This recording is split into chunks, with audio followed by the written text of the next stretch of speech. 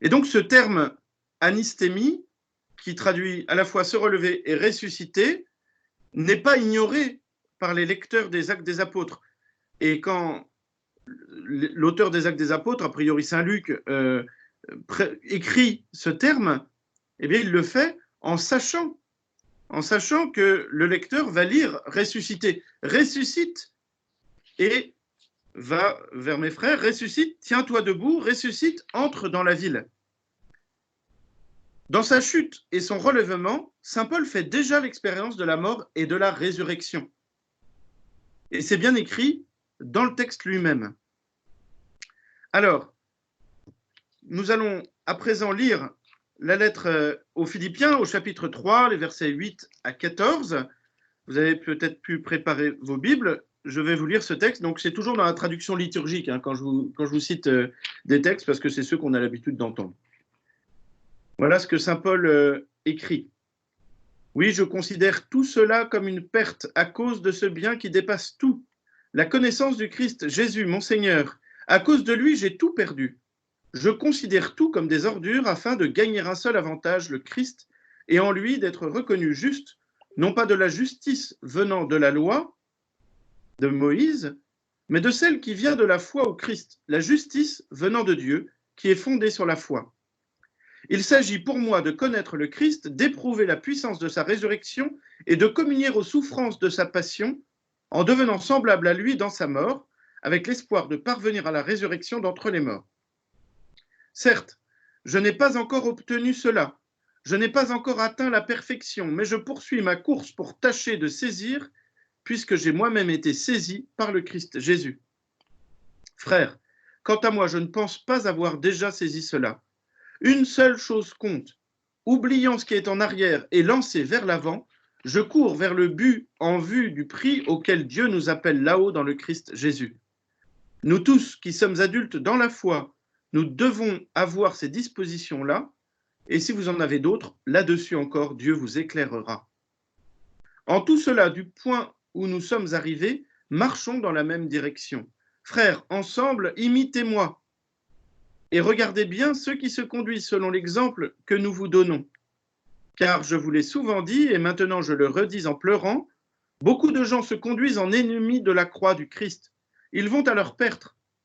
Leur Dieu, c'est leur ventre, et ils mettent leur gloire dans ce qui fait leur honte. Ils ne pensent qu'aux choses de la terre. Mais nous, nous avons notre citoyenneté dans les cieux, d'où nous attendons comme sauveur le Seigneur Jésus-Christ. Lui qui transformera nos pauvres corps à l'image de son corps glorieux, avec la puissance active qui le rend même capable de tout mettre sous son pouvoir. Alors je vous propose de détailler encore un peu ce texte comme je l'ai fait dans les textes précédents. Au début du texte, versets 8-9, ce qui compte par-dessus tout, c'est la connaissance du Christ Jésus, mon Seigneur. Et quand saint Paul dit cela, il parle du Christ ressuscité. Encore une fois, pour lui, l'expérience de la résurrection précède l'expérience des souffrances et de la croix. Il découvre la croix juste après, peu après avoir découvert la résurrection. Alors pour Anne, il s'agit de Philippiens 3, 8, 14. Philippiens 3, 8, 14. Peut-être quelqu'un peut l'écrire. Moi, ça me libère les mains, c'est plus pratique. Au verset 10, il y a justement le basculement. Le basculement dont on parle depuis le début. Il s'agit pour moi de connaître le Christ, d'éprouver la puissance de sa résurrection et de communier aux souffrances de sa passion en devenant semblable à lui dans sa mort. Et c'est intéressant de voir l'ordre des mots, l'ordre chronologique. D'abord, éprouver la puissance de sa résurrection et ensuite communier aux souffrances de sa passion. Au verset 11, l'objectif, avec l'espoir de parvenir à la résurrection d'entre les morts, vous l'avez lu également, l'espoir de parvenir à la résurrection d'entre les morts. Versets 12 à 15, notre condition présente, qui est la nôtre également. Je poursuis ma course. Nous tous qui sommes adultes dans la foi, nous devons avoir ces dispositions-là. Au verset 16, saint Paul dit « Imitez-moi ». Et c'est ce que saint Jean-Paul II nous invite à faire précisément, en disant « Mais saint Paul est véritablement l'exemple du chrétien. L'exemple du chrétien qui fait l'expérience d'abord de la résurrection avant de découvrir la souffrance, la croix. Versets 17 à 19, ne pas être ennemi de la croix du Christ. Ceux qui refusent la sagesse du mystère de Dieu, ils ne pensent qu'aux choses de la terre. Voilà, attention justement à ne pas devenir des ennemis de la croix du Christ, à ne pas devenir des ennemis de sa souffrance. Et peut-être même, et on va le voir par la suite, à ne pas devenir des ennemis de la souffrance tout court. Parce que la souffrance peut être l'occasion de rencontrer le Christ et de passer par sa mort pour entrer dans sa résurrection. Et justement, au versets 20 et 21, Saint Paul nous dit que nous allons vers la résurrection, lui qui transformera nos pauvres corps à l'image de son corps glorieux. Et donc Saint Paul ne nie pas que nous avons de pauvres corps. Il ne nie pas la souffrance. Mais il a cette promesse profondément ancrée en lui que le Christ transformera nos pauvres corps à l'image de son corps glorieux. Et donc, nous pouvons conclure de ce texte que repousser la croix, s'éloigner de Dieu à cause des épreuves, c'est justement ce que saint Paul a refusé. Saint Paul a répondu très clairement à la question que je posais à la fin du numéro 2 de mon premier enseignement. Quand je souffre, est-ce que je m'oppose à Dieu ou est-ce que je crois qu'il est avec moi? Eh bien, saint Paul a décidé de croire profondément que dans l'épreuve, Dieu était avec lui. Et saint Paul appelle ses disciples à l'imiter pour recevoir la couronne de la résurrection. Je passe à mon deuxième point, accepter de changer de sagesse. Et pour cela, nous allons lire un passage de la première lettre aux Corinthiens. Changer de sagesse, c'est important parce que le Christ a ouvert à Gethsémani et sur la croix, nous l'avons dit tout à l'heure, un nouveau chemin de compréhension de la souffrance comme passage vers la gloire et même vers la joie. Pour entrer sur ce chemin, il nous faut opérer le changement d'axe défini tout à l'heure par Romano Guardini. Le changement d'axe qui s'appelle la foi et qui fait que nous voyons toutes choses en fonction du Christ et non pas le Christ en fonction du monde. Saint Paul nous explique cette conversion comme un changement de sagesse. Et ce changement de sagesse se fonde pour lui sur la croix et la résurrection du Christ. Alors, je vais vous lire un passage des chapitres 1 et 2 de la première lettre aux Corinthiens. Donc, c'est 1 Corinthiens 1, 26 à 31. 1 Corinthiens 1, 26 à 31. Et puis ensuite, 1 Corinthiens 2, 6 à 10. 1 Corinthiens 2, 6 à 10. Ce sont les lectures que nous avons eues, je crois, dimanche, il y a 2 semaines, je crois, en deuxième lecture. Je vous lis ce passage. Frères, vous qui avez été appelés par Dieu, regardez bien, parmi vous, il n'y a pas beaucoup de sages aux yeux des hommes, ni de gens puissants ou de haute naissance. Au contraire, ce qu'il y a de fou dans le monde, voilà ce que Dieu a choisi pour couvrir de confusion les sages. Ce qu'il y a de faible dans le monde, voilà ce que Dieu a choisi pour couvrir de confusion ce qui est fort. Ce qui est d'origine modeste, méprisé dans le monde, ce qui n'est pas, voilà ce que Dieu a choisi pour réduire à rien ce qui est. Ainsi, aucun être de chair ne pourra s'enorgueillir devant Dieu. C'est grâce à Dieu, en effet, que vous êtes dans le Christ Jésus, lui qui est devenu pour nous sagesse venant de Dieu, justice, sanctification, rédemption. Ainsi, comme il est écrit, celui qui veut être fier, qu'il mette sa fierté dans le Seigneur. Pourtant, c'est bien de sagesse que nous parlons devant ceux qui sont adultes dans la foi, mais ce n'est pas la sagesse de ce monde, la sagesse de ceux qui dirigent ce monde et qui vont à leur destruction. Au contraire, ce dont nous parlons, c'est de la sagesse du mystère de Dieu, sagesse tenue cachée, établie par lui dès avant les siècles pour nous donner la gloire. Aucun de ceux qui dirigent ce monde ne l'a connu, car s'il l'avait connu, il n'aurait jamais crucifié le Seigneur de gloire.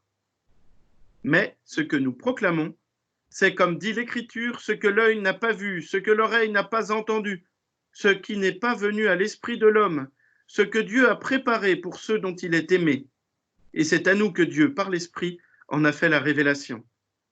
Car l'Esprit scrute le fond des choses, même les profondeurs de Dieu. Alors, si nous reprenons pas à pas ce texte, il y a d'abord un paradoxe au verset 26 à 29. Paradoxe qui est défini par saint Paul ainsi: ce qu'il y a de fou dans le monde, voilà ce que Dieu a choisi pour couvrir de confusion les sages. Et le but est d'éviter l'orgueil. Aucun être de chair ne pourra s'enorgueillir devant Dieu. Ensuite, au verset 30-31, le Christ Jésus, lui qui est devenu pour nous sagesse venant de Dieu, justice, sanctification et rédemption. C'est par la croix et la résurrection que le Christ est devenu sagesse de Dieu. Et nous pouvons rappeler ce que saint Paul écrivait quelques lignes plus haut. Et je cite là la première lettre aux Corinthiens au chapitre 1, versets 18 à 25. Saint Paul dit: le langage de la croix est folie pour ceux qui vont à leur perte, mais pour ceux qui vont vers leur salut, pour nous, il est puissance de Dieu. L'Écriture dit en effet: je mènerai à sa perte la sagesse des sages, et l'intelligence des intelligents, je la rejetterai. Où est-il le sage? Où est-il le scribe? Où est-il le raisonneur d'ici-bas? La sagesse du monde, Dieu ne l'a-t-il pas rendue folle? Puisque, en effet, par une disposition de la sagesse de Dieu, le monde, avec toute sa sagesse, n'a pas su reconnaître Dieu. Il a plu à Dieu de sauver les croyants par cette folie qu'est la proclamation de l'Évangile.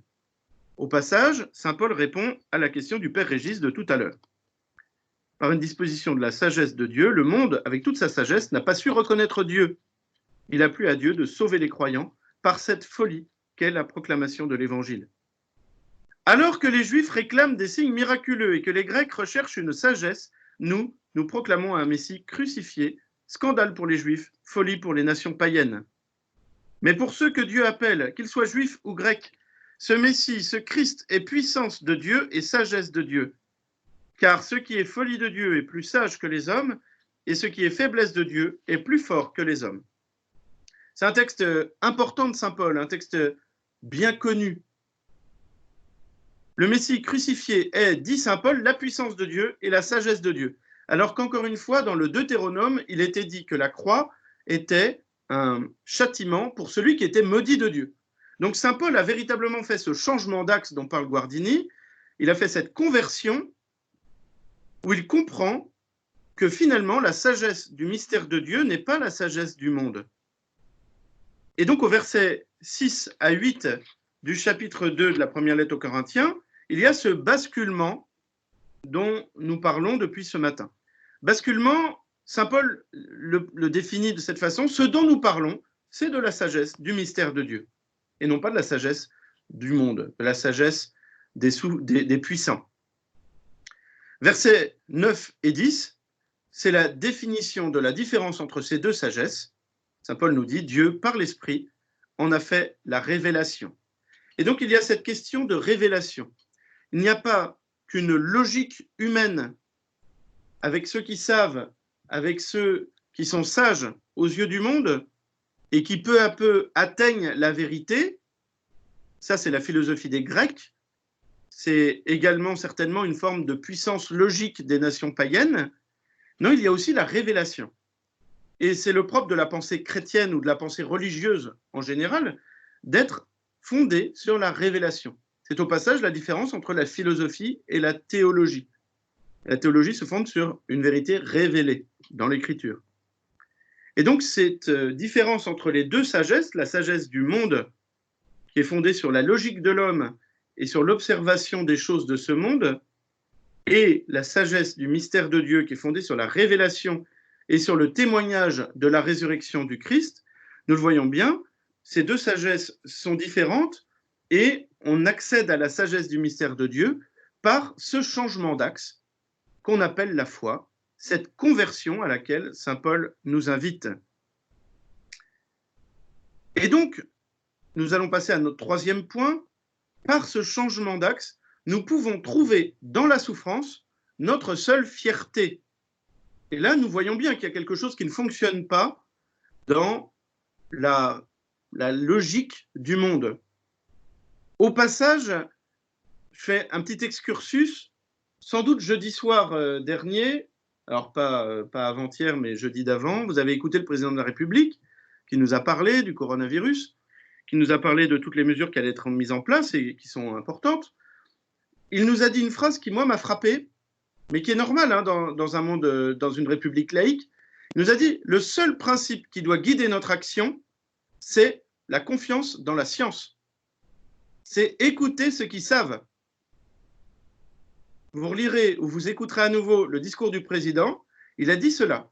Je ne le mets pas en cause, et je ne mets pas en cause le principe de précaution, la prudence sanitaire qui s'impose parce qu'évidemment, la transmission du virus est quelque chose de très embêtant et de très dangereux, et le confinement que nous sommes en train de vivre, certainement, est une bonne réponse du point de vue de la logique humaine. Et c'est très important de la mettre en œuvre, il ne s'agit pas d'opposer la foi et la science. Mais est-ce qu'on peut dire véritablement que le seul principe qui guide notre action, c'est la confiance dans la science, c'est écouter ceux qui savent? Eh bien, saint Paul nous dit, eh ben non. Voilà. Et c'est peut-être à ça que nous sommes invités à réfléchir comme chrétiens. Moi, j'aurais tendance à dire que nous avons au moins deux principes qui doivent guider notre action. C'est la confiance dans la science, la prudence, écouter ceux qui savent, évidemment, et il ne s'agit pas de mettre en cause ce que le président de la République a dit, mais également l'amour, évidemment. Si le Christ est notre lumière, si c'est lui qui est le principe de notre vie, il est aussi le principe de notre action. Et donc la confiance dans la parole de Dieu, la confiance dans la parole du Christ est aussi très importante. Et donc, j'ai entendu à la radio hier, je crois, le pape François qui était raillé par un journaliste parce que le pape François a dit dans ces périodes de confinement et tout ça, on a besoin de tendresse, il ne faut pas hésiter à se prendre dans les bras. Et vous savez, comme il est, le pape François, il est argentin, tout ça, bon, il parle beaucoup à des Italiens, donc il est tactile. Mais au fond, il a raison, parce que est-ce qu'il est pire d'être contaminé ou d'être profondément triste? C'est très compliqué. Et il s'agirait à la fois de ne pas être contaminé et de ne pas être triste. Voilà. Bon, c'était un excursus, mais c'est juste pour dire des applications concrètes aujourd'hui de cette parole de saint Paul. C'est très frappant, la différence entre la sagesse du monde et la sagesse du mystère de Dieu. Et là, on en a eu un exemple flagrant, et on l'a chaque jour dans notre société, dans les souffrances que nous connaissons. Encore une fois, dites pas du tout que j'invite à lutter contre le confinement, c'est pas vrai du tout. Il faut à la fois être prudent et avoir ce principe de précaution, mais également avoir une forme d'audace dans l'amour et équilibrer les deux pour vivre pleinement en enfant de lumière, pour vivre en chrétien. Alors revenons au point 3 de mon topo, la souffrance, trouver dans la souffrance notre seule fierté. Et nous allons lire le passage de la lettre aux Galates au chapitre 6, versets 14 à 18. C'est un texte un peu plus ancien. Et justement, saint Paul est pleinement dans la souffrance à ce moment-là. Pour moi, que la croix de notre Seigneur Jésus-Christ reste ma seule fierté. Par elle, le monde est crucifié pour moi, et moi pour le monde. Ce qui compte, ce n'est pas d'être circoncis ou incirconcis, c'est d'être une création nouvelle. Pour tous ceux qui marchent selon cette règle de vie, et pour l'Israël de Dieu, paix et miséricorde. Dès lors, que personne ne vienne me tourmenter, car je porte dans mon corps les marques des souffrances de Jésus. Frères, que la grâce de notre Seigneur Jésus-Christ soit avec votre esprit. Amen. Parler de la croix comme d'une fierté, comme le fait saint Paul, cela peut nous faire frémir. Comment peut-on voir un bien dans le mal absolu? Et il ne s'agit pas de dire que la croix devienne un bien en soi, que la souffrance devienne un bien en soi. C'est le pape Pie XII qui, dans les années 50, je crois que c'est en 1950, au cours d'un jubilé des infirmières, avait dit que la souffrance était dans tous les cas mauvaise et qu'il était toujours bon de lutter contre elle. C'était à l'époque où on se posait la question des anesthésiants et de la valeur morale des anesthésiants. Alors, depuis, on a fait pas mal de chemin. Mais cette question se pose quand même. Comment peut-on voir un bien dans le mal absolu? Et c'est justement le changement d'axe que nous recherchons depuis ce matin. Et ainsi, saint Jean-Paul II, qui a vécu lui aussi la croix dans la fin de son pontificat d'une façon très éloquente, peut écrire que, alors c'est au numéro 24 de Salvifici Doloris, il écrit « L'Église qui puise sans cesse aux sources infinies de la rédemption en introduisant cette rédemption dans la vie de l'humanité, est précisément la dimension dans laquelle la souffrance rédemptrice du Christ peut être constamment complétée par la souffrance de l'homme. Cela met en relief la nature à la fois divine et humaine de l'Église. La souffrance semble relever en quelque sorte des caractéristiques de cette nature. Et c'est pourquoi aussi elle a une valeur spéciale aux yeux de l'Église. Elle est un bien devant lequel l'Église s'incline avec vénération dans toute la profondeur de sa foi en la rédemption. Elle s'incline aussi devant lui dans toute la profondeur de la foi avec laquelle elle accueille en elle-même l'inexprimable mystère du corps du Christ. Vous voyez, autant ce paragraphe de Salvifici Doloris au numéro 24 peut nous sembler très dense, autant je crois qu'après tout ce que nous avons vu déjà dans l'Écriture, nous retrouvons pas mal d'éléments. Mais Saint Jean-Paul II écrit « Elle est un bien ». Elle est un bien devant lequel l'Église s'incline avec vénération. Alors oui, mais elle est un bien dans la mesure où elle est vécue dans la foi en la rédemption. C'est-à-dire lorsqu'elle se vit de la croix à la résurrection, et non pas en se contentant de la croix. C'est parce que le Christ est mort et ressuscité que nous pouvons éprouver la puissance de sa résurrection et communier aux souffrances de sa passion en devenant semblable à lui dans sa mort avec l'espoir de parvenir à la résurrection d'entre les morts. Je cite encore la lettre aux Philippiens au chapitre 3. Et entre parenthèses, il est bon de se rappeler que le pape Jean-Paul II a vécu dans sa chair la souffrance. Il ne s'agit pas de dire que nous serions des chrétiens un peu bisounours, un peu béats, disant que la souffrance, c'est peu de choses, offre-la parce que tu sais que le Christ est ressuscité, qu'il a vécu ça, que c'était bien pire que toi, etc. Ce n'est pas la question. Il ne s'agit pas de nier la souffrance. Et Saint Jean-Paul II n'a pas nié dans sa vie sa souffrance. Souvenez-vous de son dernier pèlerinage à Lourdes, quelques mois avant sa mort, et on le voyait souffrir profondément. On le voyait souffrir, et c'était même assez horrible de voir ces images. Mais il a porté cette souffrance justement pour nous montrer qu'elle conduit à la résurrection. La souffrance devient un bien, donc, lorsqu'elle est vécue en Église, c'est-à-dire dans la communauté des croyants, qui a peu à peu choisi le signe de la croix.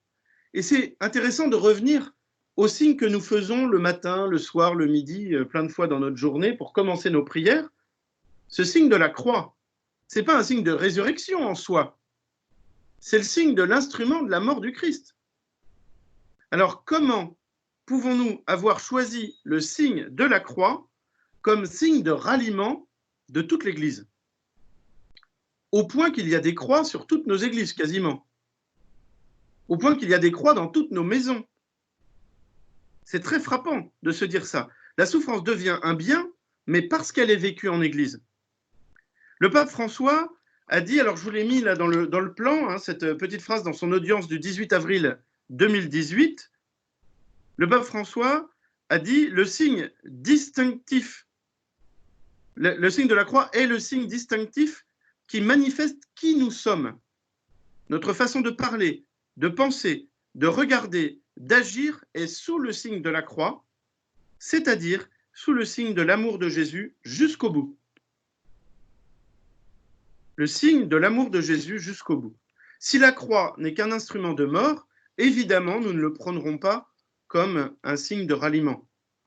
Mais si nous comprenons que c'est par la croix que le Christ nous a aimés jusqu'au bout, alors en effet, nous pouvons tracer sur nous, placer sur les murs de nos maisons, contempler, même nous agenouiller devant la croix. Et alors nous comprenons mieux la phrase de Saint Jean-Paul II qui dit que la souffrance est un bien devant lequel l'Église s'incline avec vénération.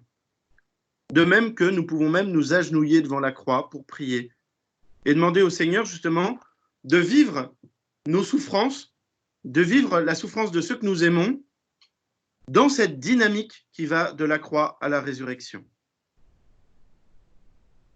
Je vais bientôt m'arrêter, on va passer au 4e point, qui est une sorte de conclusion, et j'aimerais lire 2 textes issus d'un livre que je vous montre là. Bon, je ne sais pas si vous le voyez beaucoup avec la lumière, bon voilà, c'est un livre, peu importe. Vous avez les références sur le plan détaillé, qui est le livre Vainqueur par la souffrance, qui est un beau livre qui a été écrit par le jésuite, le père Jean Gallo, qui est né en 1919 et qui est mort en 2008, et qui était prof de théologie dogmatique à la Grégorienne à Rome.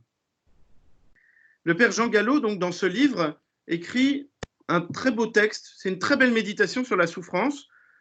Je vous invite à l'acheter. Je ne suis pas du tout sûr qu'il soit édité et qu'on puisse l'acheter dans les librairies, mais comme de toute façon, les librairies sont fermées, vous pouvez très bien aller sur les sites de vente en ligne pour vous procurer ce livre-là. Vraiment, je vous le conseille. Il est extrêmement clair, très précis. De même que les livres de Romano Guardini, vous pouvez tous les prendre. Il n'y a jamais de raté chez lui. Et bien, chez le père Jean Gallo, là, dans ce livre-là, c'est pareil. Il écrit ceci, à la page 9. À première vue, le contraste entre souffrance et joie finale est saisissant, comme entre désastre et triomphe. En fait, ce sont deux phases d'un même épanouissement. Dans la douleur, l'amour s'épanouit et peut donner une mesure comble. Jésus avait intensément aimé le Père et les hommes durant sa vie terrestre. La passion lui a permis de mener cet amour jusqu'à ses extrêmes limites. Son visage de crucifié est donc le visage d'un amour qui se dilate au maximum, d'un amour qui approfondit son offrande et élargit son don. Un tel amour est déjà vainqueur au sein même de l'épreuve, car il se nourrit de la douleur. Il la transforme en amour. La gloire de la résurrection ne fait que manifester cette victoire, d'un amour qui approfondit son offrande et élargit son don.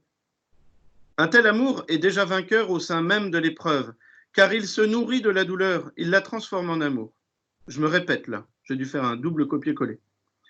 C'est dire que dorénavant, le visage de la souffrance recèle la source de la plus haute joie, parce qu'en lui se déploie secrètement le plus grand amour.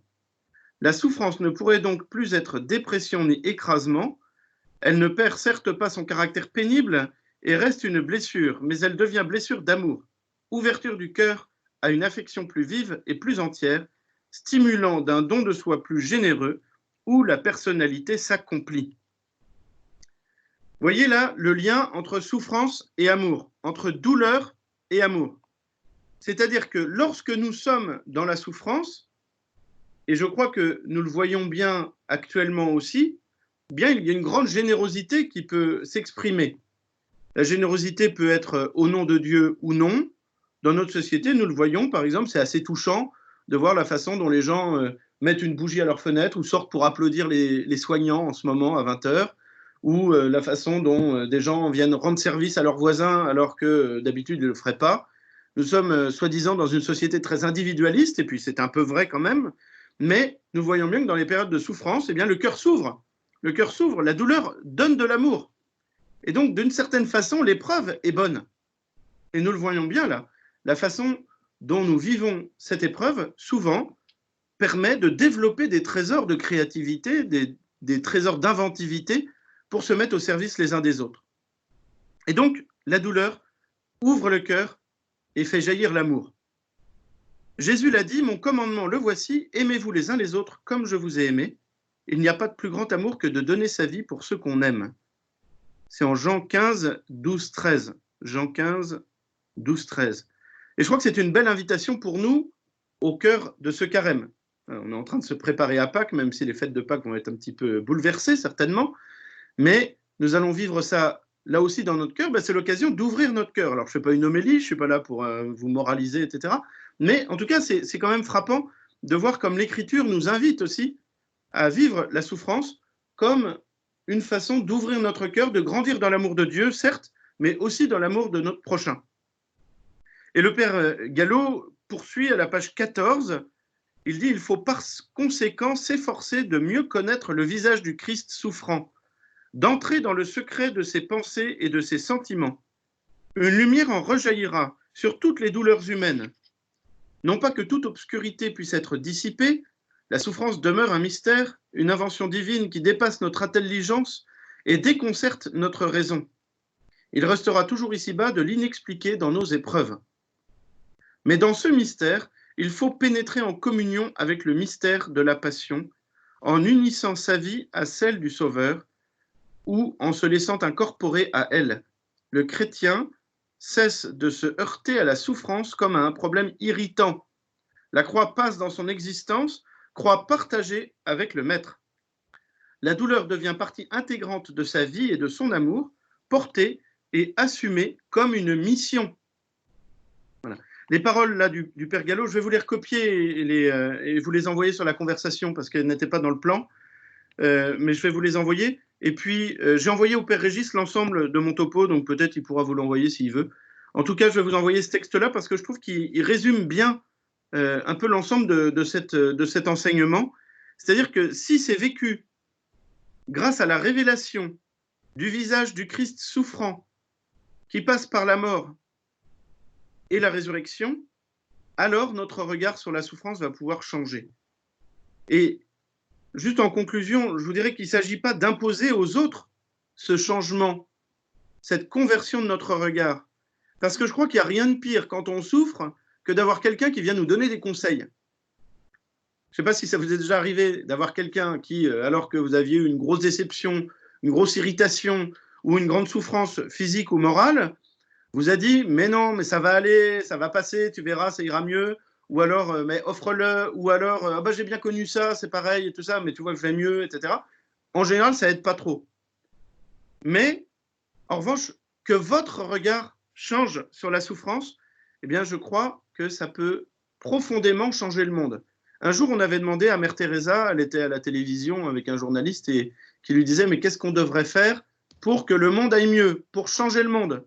Et Mère Teresa a dit « eh bien, la première chose à faire, c'est me changer et vous changer. » C'est-à-dire que ça commence par nous-mêmes, la conversion.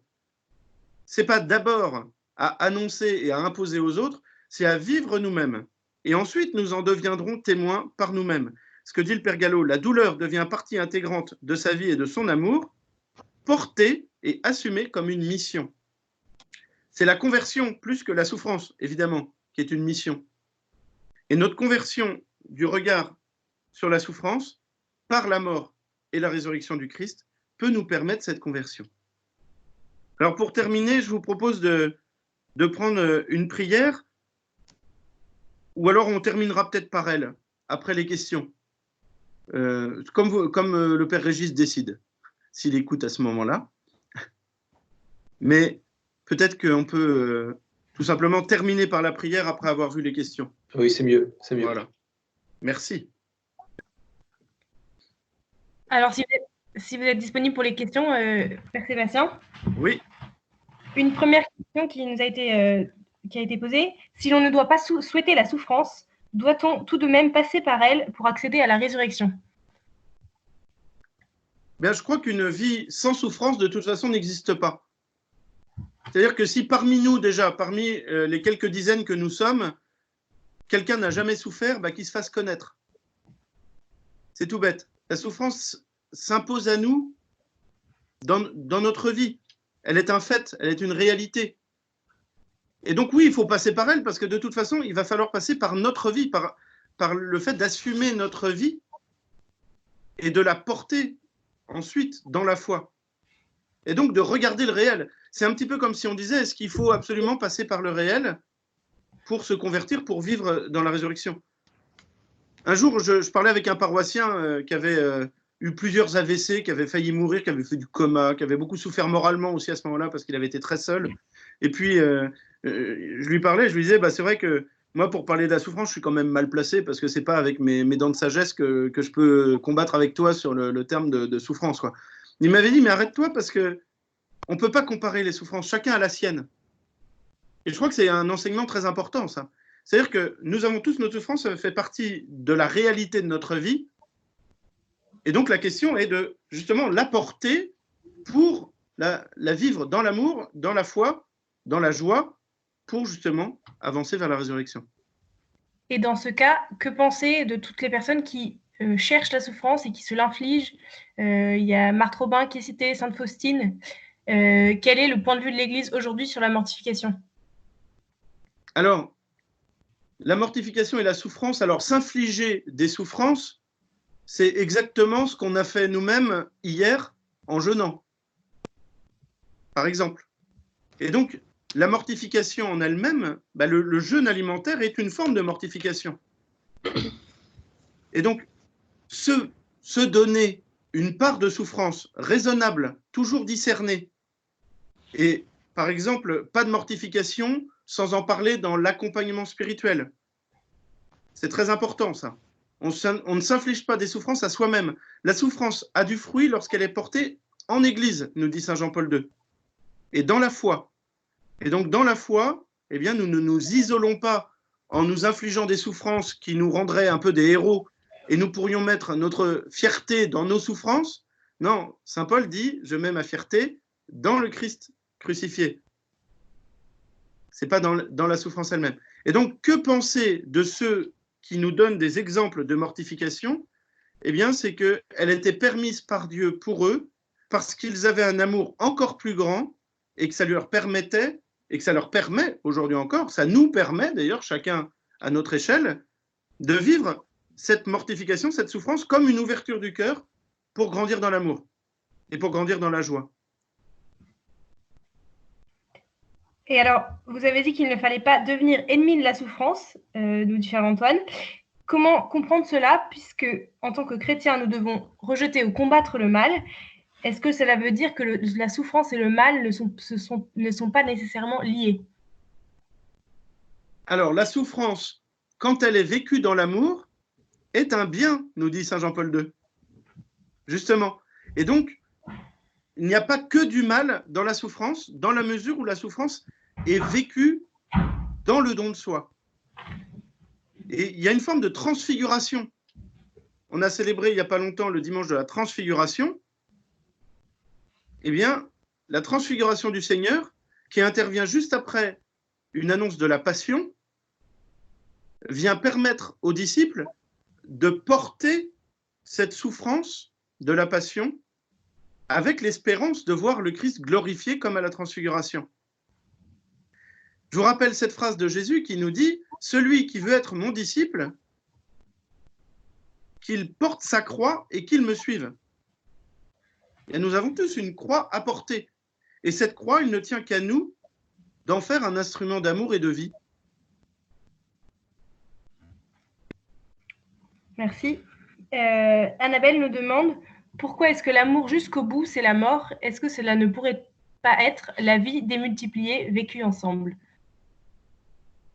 Alors, je pense que donner sa vie pour ceux qu'on aime, c'est pas forcément le martyre. La mort va être une des façons de montrer son amour jusqu'au bout.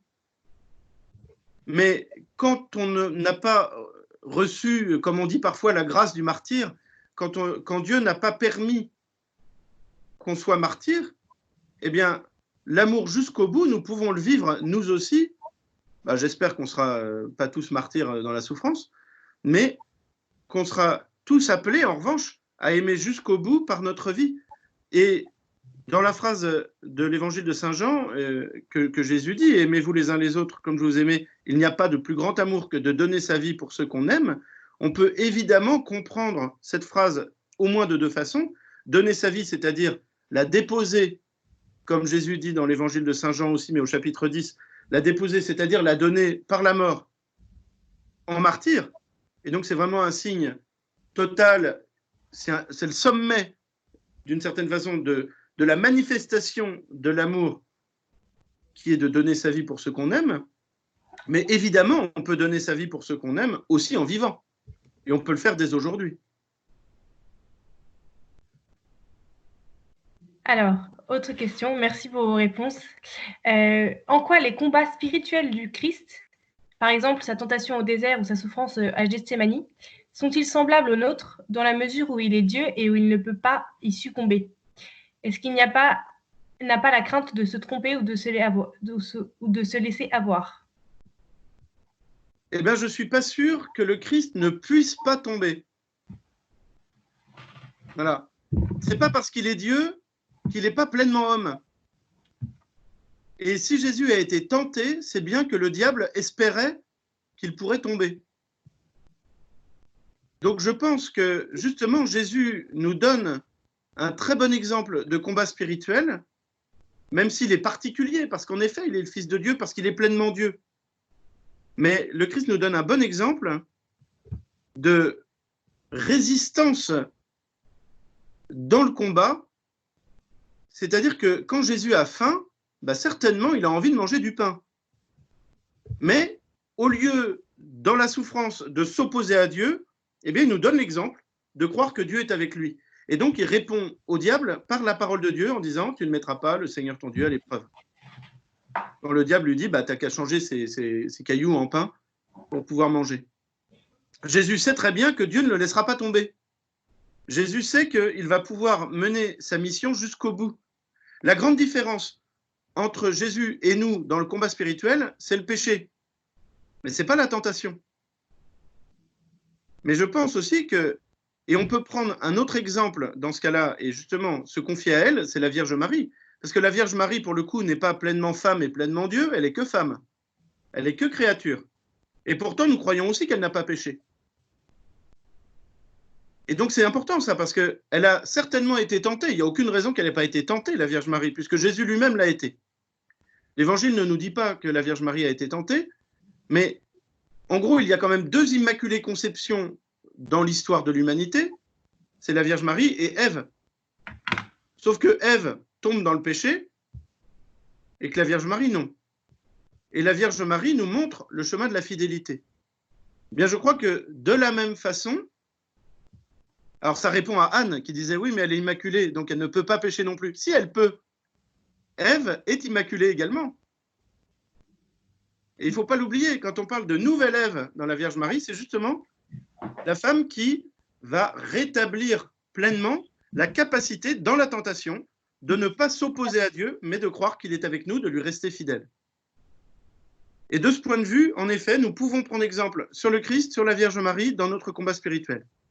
En sachant aussi que nous ne sommes pas immaculés, et donc en luttant contre la tentation, contre le péché, mais je pense sans trop dramatiser le fait qu'hélas, nous soyons pécheurs. C'est-à-dire, je ne veux pas le dramatiser dans la mesure où, eh bien, c'est pour nous, de toute façon, notre condition. Donc, on peut essayer d'être le moins pécheur possible, mais il ne s'agit pas non plus de dire, bah oui, mais je suis pécheur, donc j'ai rien compris. Non, hélas, nous sommes condamnés à rester pécheurs, alors le moins possible, dans le combat. Mais en tout cas, je pense que cette question que je vous posais au milieu du premier enseignement, là, est vraiment la question qui est au cœur de notre combat spirituel et qui s'est posée à Jésus et qui s'est certainement posée à Marie elle-même. Et on peut imaginer la Vierge Marie au pied de la croix, par exemple. Bah, quand je souffre, est-ce que je m'oppose à Dieu ou est-ce que je crois qu'il est avec moi? Merci. Anthony qui pose la question suivante. Comment interpréter la souffrance de l'homme riche dans Luc 16, 24 ? Alors, la souffrance de l'homme riche dans Luc 16, 24, il faut prendre une Bible pour ça. Alors, je prends une Bible. Il faut toujours revenir au texte quand même. Alors, Luc 16. Donc, l'intendant infidèle.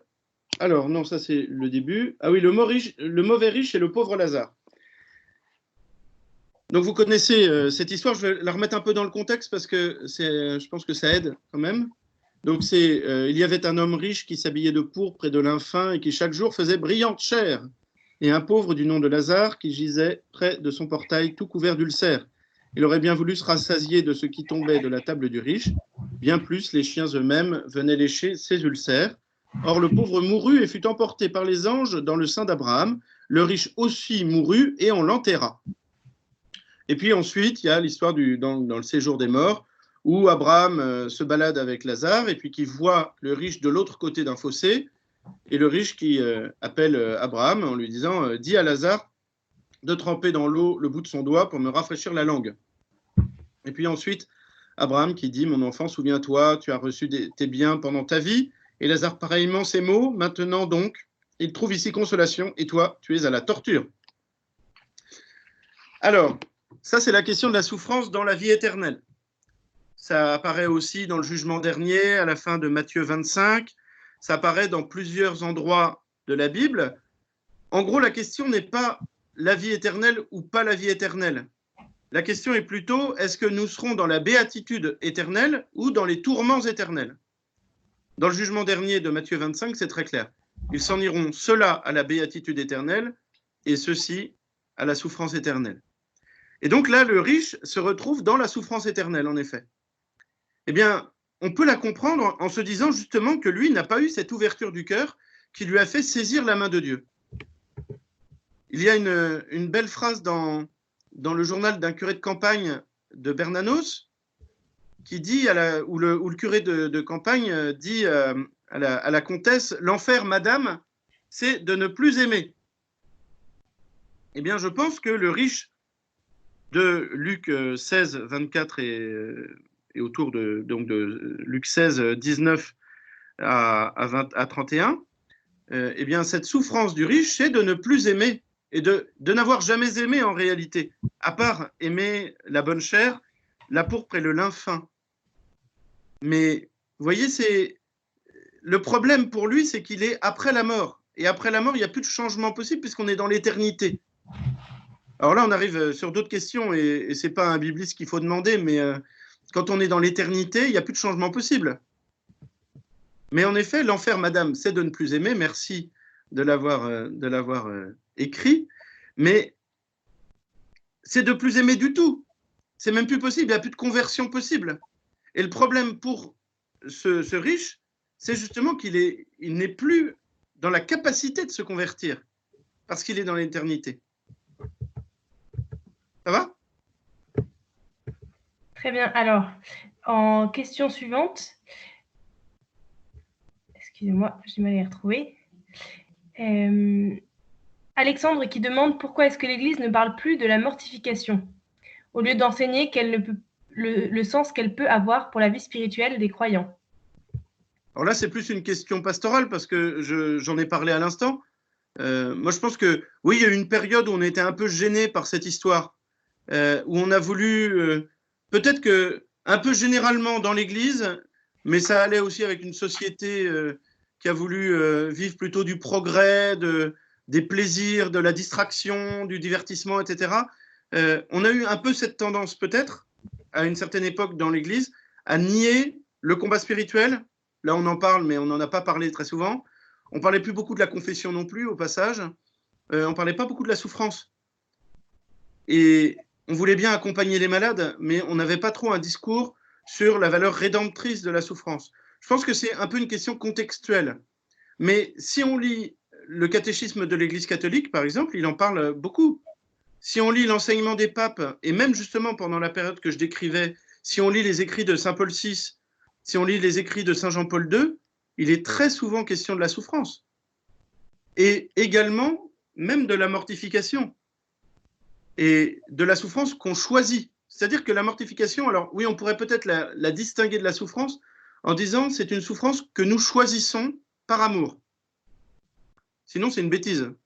Une souffrance pas choisie par amour, mais choisie quand même, c'est bizarre. Et il y a la souffrance qui vient s'imposer à nous, qui n'est pas véritablement une mortification et qui peut le devenir si nous choisissons de la vivre avec amour. Mais je pense que tout simplement, il y a eu une période où on en parlait moins parce que c'était pas la mode. Voilà, non, mais je le dirais un peu simplement comme ça, quoi. C'était pas dans l'air du temps du tout.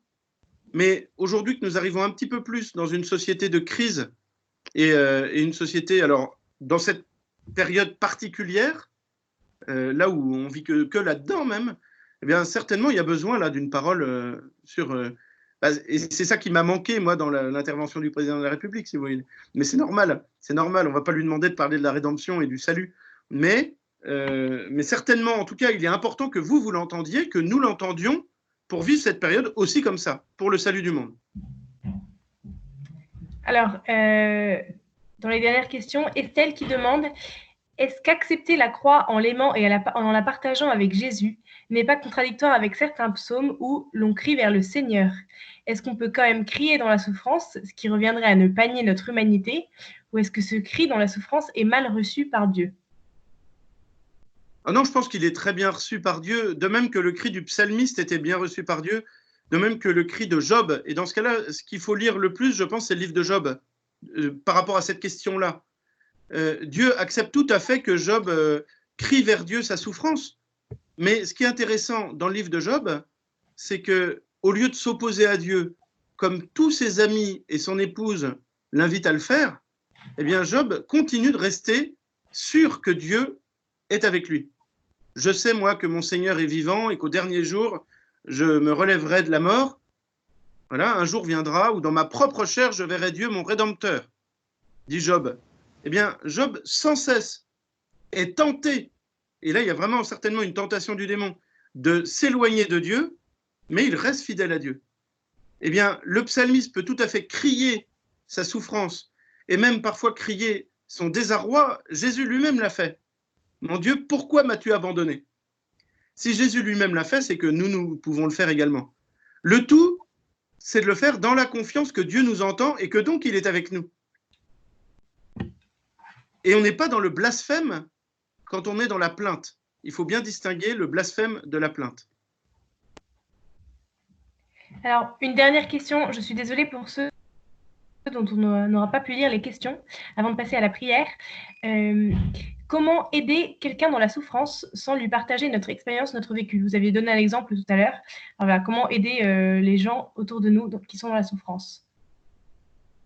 Alors, moi, c'est ce que j'ai appris quand j'étais au séminaire et en allant visiter des malades à l'hôpital. Moi, on m'avait dit, en tout cas, la dernière chose à faire devant un malade, c'est de lui dire ce qu'il doit faire. Je vous l'ai dit déjà un petit peu tout à l'heure, mais on n'a pas à commenter la souffrance des autres. En revanche, je crois qu'une des premières choses que nous avons à faire, c'est d'être là, de lui parler, de lui tenir la main, peut-être même juste de nous taire en lui tenant la main, parce qu'il n'y a rien de pire en fait que quelqu'un qui nous saoule de parole quand on a envie de se reposer ou d'être tranquille et de souffrir en silence. Bon, là, c'est ma réponse à moi, hein, mais par exemple, je me souviens, alors c'est une anecdote, hein, mais quand j'étais en deuxième année de prépa, j'ai dû être opéré en urgence de l'appendicite, comme ça arrive, et j'ai eu ensuite, bon, je ne vais pas vous raconter toute ma vie, mais j'ai eu un abcès après. Le chirurgien m'avait prévenu qu'il risquait d'y avoir un abcès. Donc, 15 jours après, je suis retourné à l'hôpital.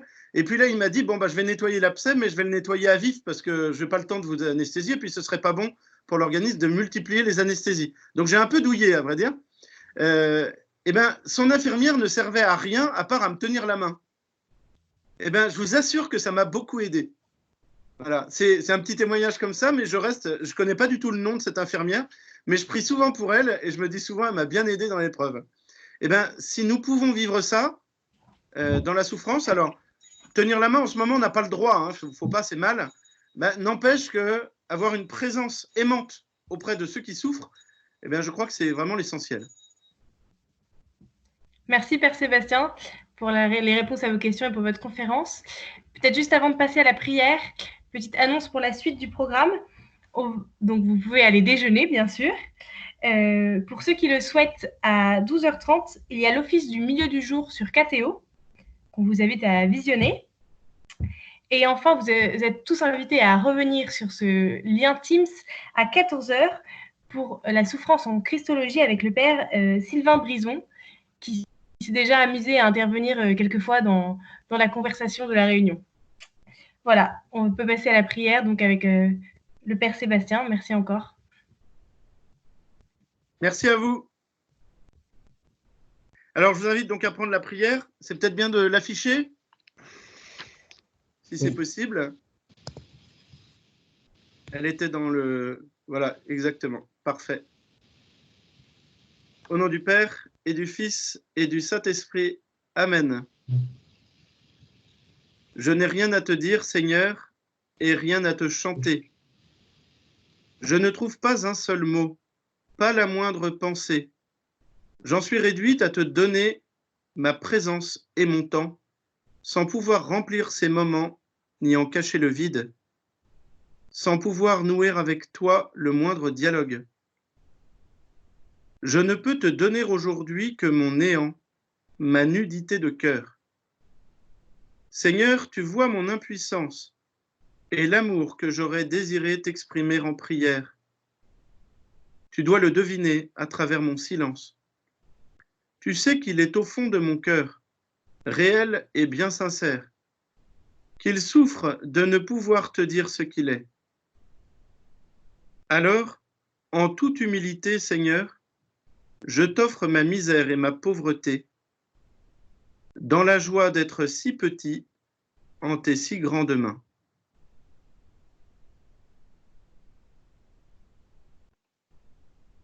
Au nom du Père et du Fils et du Saint-Esprit.